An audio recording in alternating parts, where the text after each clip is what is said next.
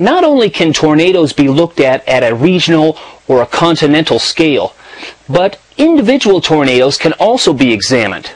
Let's take a look at one day's worth of tornadoes, and also let's consider hailstorms and lightning on that particular day, and maybe how about some windstorms, just general windstorms on a particular day, and see what the pattern is of those storms on a particular day.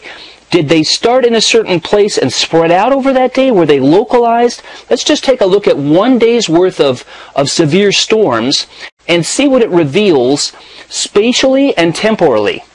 Let's get started.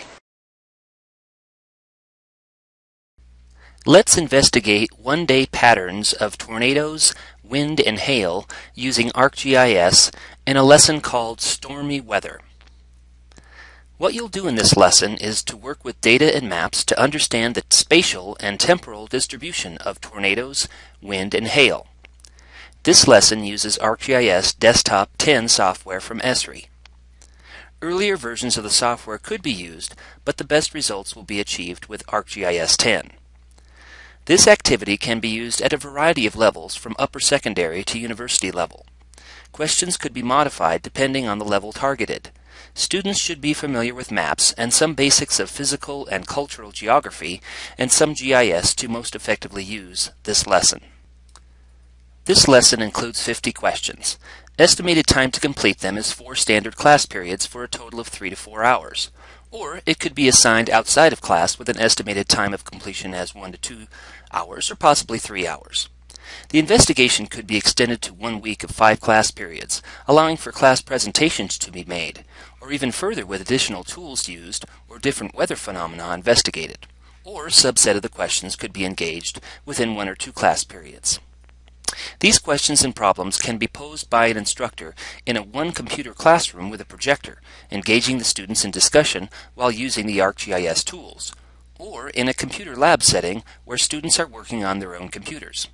In a lab setting, students can work independently or in groups through these problems. The skills involved are as follows.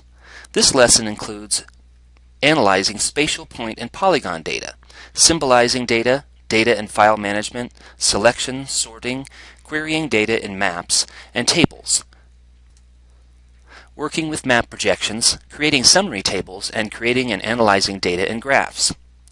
These lab sheets are all you need to run the lesson.